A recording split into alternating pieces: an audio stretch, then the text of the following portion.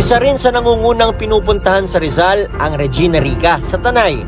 Noong 2024, mahigit 800,000 turista ang nakasilay sa higanteng imahe ni Mama Mary dito. In the span of 15 years, I think we have about more than 1 million that comes every year. Holy Week alone, about 500,000. I feel blessed, tapos nakaka-amaze. Maganda siya eh. Para talagang mafe-feel mo yung presence ni God dito.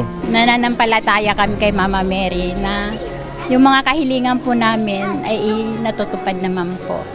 Pinagkakaloob naman sa.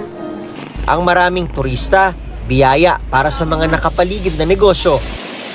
Diyan ho lang ako kumukuha ng karamihan ng customer, yung mga nanggagaling sa Regina Rica. Kasi paglabas ng galing Regina, dito kaagad ang punta nila.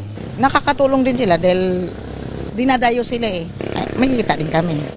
Ngayong Semana Santa, may panawagan din si Sister Epi ng Regina Rica.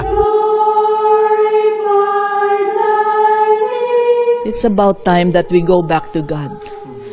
And God is the source of abundant blessing. Hindi naman nasusukat ang pananampalataya sa dami ng pilgrimage site na pinupuntahan mo tuwing Semana Santa. Ang mas mahalaga, yung araw-araw, saan ka man pumunta, ay sinasabuhay mo ang mga mabuting gawa. Para sa GMA Integrated News, ako si Nico Wahe, ang inyong saksi.